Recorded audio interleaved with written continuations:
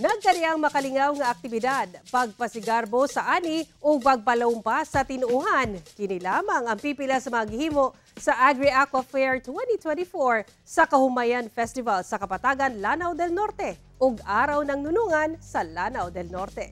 Ani report.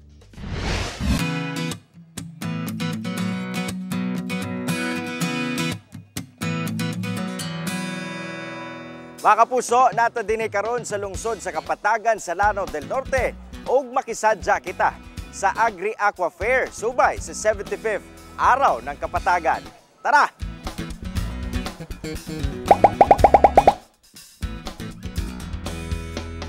Tara, makisadya ta! Nagkadaiyang produktong agrikultura ang gibida sa mga nagkadaiyang cluster booths. Matag cluster, nagkadaiyang klase sa mga abot ang gipasigarbo, ikan sa gulay, prutas, ug mga humay. Siyempre, sanglit walay humay kung wala ang gadarong partner sa mga mag-uuma. Bida sab ang mga kabaw sa mong panagtapok.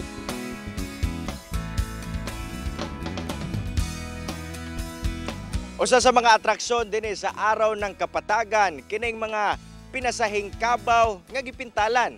O karon aron may bala natong konsepto ato makauban ang barangay captain sa Barangay Diase si Sir Freddy Moore Pueblos. Kap, may buntag. May buntag po, tanan.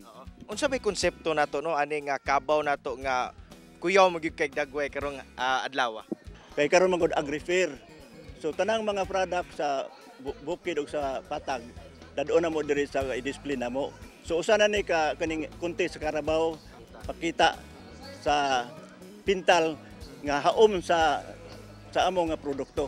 Matod sa lokal nga kagamhanan, pinalabig yun nila ang mga mananagat ug mag-uuma sa ilang lungsod. Sanglit sila ang gabuhi sa maong komunidad. Kapatagan is known as among araw Kahumayan Festival. So with the word Kahumayan, naagid dira atong farmers mo nagitagaan gid namo sila importansya na nagid na sila'y adlaw. Na kung asa sila gid mo ang gitagaag kanang pinalabi. Samtang mabulukong kultura ug pagpalambo sa tinuuhang Islam, dinhisab nakasentro ang kasaulugan sa Araw ng Nunungan sa Nunungan, Lanao del Norte. So kinakailangan natin para, again, as I said earlier, para hindi po sila ma-deprive when it comes sa mga Islamic activities.